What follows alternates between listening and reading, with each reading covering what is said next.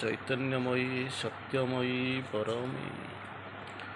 Good evening, Namaste, Vande Mataram. Welcome all of you. Today, the topic of discussion will be on personal effort. We will have a short discussion this evening on personal effort. Everything will be discussed in the philosophy of Sri Aurobindo. As per the Sri Aurobindo's writings, we will have a short discussion, a brief discussion on personal effort. Sri Aurobindo quotes, but so long as the lower nature is active, the personal effort of the sadhak remains necessary. So long as the lower nature is active, the personal effort of the sadhak remains necessary. So,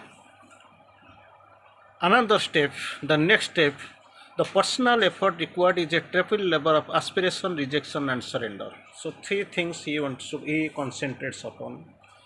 The indication is, the most major focus is, the personal effort required is a triple labor of aspiration, rejection, and surrender. So, 3 points, the three major countable terms, the most important terms here in the uses. One is aspiration, second one is rejection, and third one is surrender.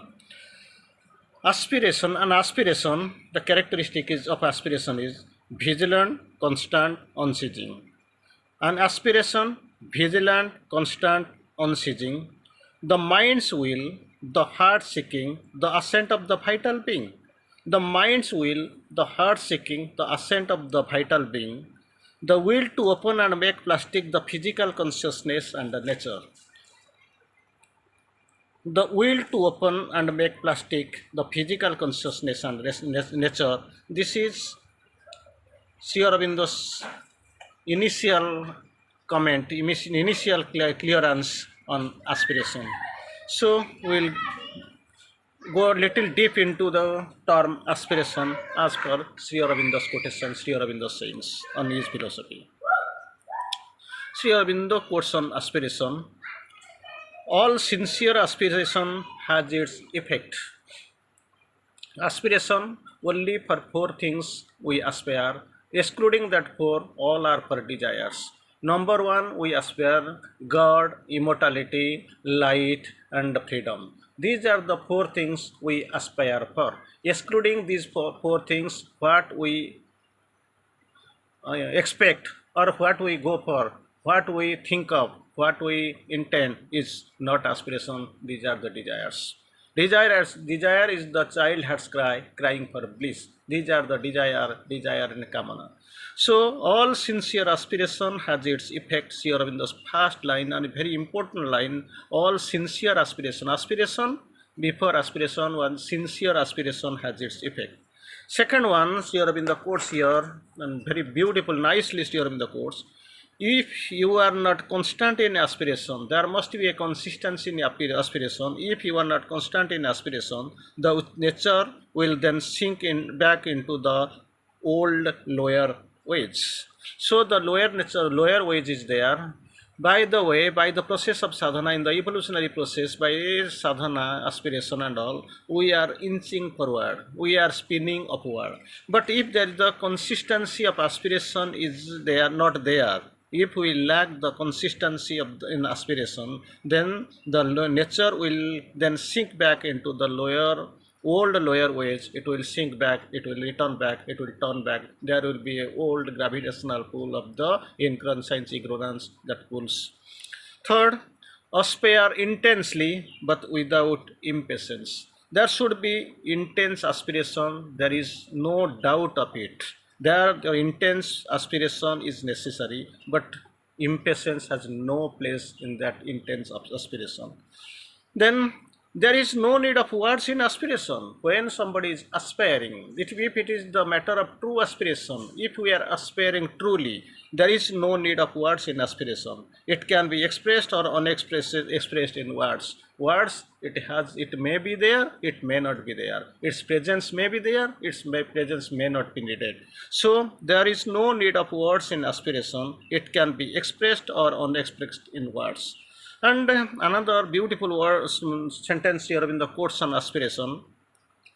The intensity of the aspiration brings in the intensity of experience. So this aspiration and experience goes in a simultaneously in a universal, only in a single way, one way. The intensity of aspiration brings in the intensity of experience, and by repeated intensity of experience is the change. So for the intensity of experience, the intensity of aspiration is required, which is the basic need. By repeated intensity of experience, when we are getting the experience, from the intensity of aspiration comes the intensity of experience. From that repeated intensity of experience, there comes the change. So for the change, intensity of experience, repeated intensity of experience is required, and this intensity of intensity of experience must be in a repeated manner, and this repeated intensity of experience come by the intensity of repeated aspiration. So aspiration is required for the experience, and experience, this intense experience, it will bring the change. So second term, after aspiration for personal effort, the second one required is the rejection. So rejection of the movements of the lower nature, here in the quotes in the mother book. Rejection of the movements of the lower nature, rejection of the mind's ideas, opinions, preferences, habits, constructions, so that the true knowledge may find free room in a silent mind. Next, rejection of the vital nature's desires, demands, cravings, sensations, passions, selfishness, pride, arrogance, lust, greed, jealousy, envy, hostility to the truth, so that the true power and joy may pour from above into a calm, large, strong, and consecrated vital being. So this is the major term on rejection. So, and one more line here in the course in there on rejection. Rejection of the physical nature's stupidity, doubt, disbelief, obscurity, obstinacy, pettiness, laziness, unwillingness to change, tamasa, so that the true stability of light, power, ananda may establish itself in the body, growing always more divine. These are the two lines on rejection. So we will go a little bit on rejection of Sri Aurobindo's writings in different places. We are going to have some focus, couple of lines. Sri Aurobindo speaks of in the first line on rejection, detect first what is false or obscure in you. It is the initial thing, because if you wish to install there the living presence, keep the temple clean. To clean the temple inside us, the true temple, that is a consecrated temple. So to keep the temple clean, the uncleaned substance has to be detected. After detecting the this false or obscure substances in you, in us or in you, persistently try to reject it. Then alone can rightly call for the divine power to transform you. So these are the systematic process. First, detect first what is false or obscure in you. The obscurity, the falsehood, what is false or obscure in you, try to detect. That is the first condition. Second, persistently reject it. After finding it, after recognizing it, you have to be rejected. These have to be rejected. You have to reject all of them that has been detected. Then alone, only after detecting and rejecting the false and obscure substances, then alone can you rightly call for the divine power to transform you. Then after this detection, then rejection, then this divine power can be called in to transform. Otherwise, there is no chance of it being transformed. Then second condition, the transformation must be integral. The transformation must be integral. Sri Aurobindo speaks of the transformation must be integral, and integral therefore the rejection of all that withstands it, that is coming on the way, that is coming as a hurdle or obstacle, that is standing like a big wall, obscure wall before you, that must be rejected. So the transformations in another time we will read and we will quote here. The transformation must be integral, and integral therefore the rejection of all that withstands it. That stands as an obstacle or a hurdle on the way, that must be overcome. So For this transformation to be integral, the integral, therefore, the rejection of all that withstands it. To reject it altogether, first of all, we have to search and find out what are the obscure and undivine powers, what is the false and the obscure matter. Then only we will go for reject. After getting the entire rejection only, then the transformation will be integral. The third line, when we reject passionately, very beautiful line, very important line Sri Aurobindo has quoted.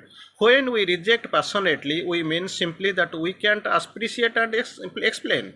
When we reject passionately, we mean simply that we can't appreciate and explain. So there must be the rejection. There must be the entire rejection for the entire transformation. For the integral transformation, integral rejection is necessary. For the integral rejection of the thing, that the integrally we have to recognize what are the things that are obscure, falsehood and undivine. So that is the required path and required method. On the track of the, when we are discussing about the triple labor of aspiration and rejection, the third one is coming, that is surrender. Very important thing, surrender. Most of the thing we know and we discuss on surrender. It is an oft discussed topic. Many times people keep asking the question on surrender and all, but because they feel we are doing the surrender. Radha's prayer, whatever you will select for me, life or death, we are ready to bear. We are, this is in Radha's prayer. Jaha bachi debo mopai jiban ava marana. Anything you choose, life or death, we are ready. But thing is that nobody is interested to die, and nobody truly knows the act of living or the science of living. That is the problem. Still then we pray, it is like we are deceiving us and deceiving the God and the world. So Sri Aurobindo speaks on surrender. Surrender of oneself and all one is and has, and every plane of the consciousness and every moment to the divine and the Shakti. So surrender, it clearly means, the simplest meaning of the surrender is to give your thoughts, what you have, what you are, your any moment's thought, everything you surrender at the feet of the mother, you give to you yourself, give completely to the divine, and he will take care of. So here we are discussing simply few lines on surrender. Sri Aurobindo quotes here, a vast universality of the soul, an intense unity with all, is the base and fixed condition for the supramental consciousness and spiritual life. So for the supramental transformation, for the supramental consciousness and for the spiritual life, the vast universality of the soul, an intense unity with all, two things, a vast unanimity of the soul. Second, an intense unity with all is the base and fixed condition. The condition is base and fixed condition of the supramental consciousness and spiritual life. Then Sri Aurobindo quotes for this supramental yoga, so-called into our yoga, integral yoga, supramental yoga, etc. The supramental yoga is at once a ascent towards the God. It is actually two-way process. One is initially, first one, the supramental yoga is at once an ascent towards God and the descent of Godhead into the embodied beings. So these are the two things. Sri Aurobindo quotes again, the supramental change is a thing decreed and inevitable in the evolution of the earth consciousnness. For this, the integral surrender is at first it is required. So there must be no part of the being, even the most external, anything that makes a reserve, anything that hides behind doubts, confusions and subterfuges, anything that revolts or refuses. There must be integral surrender for this integral transformation. Then for most, it is necessary to go through tapasya into surrender. They feel tapasya is required for the surrender. So surrender must be total and seize all the parts of the being. Thank you. Vande Mataram.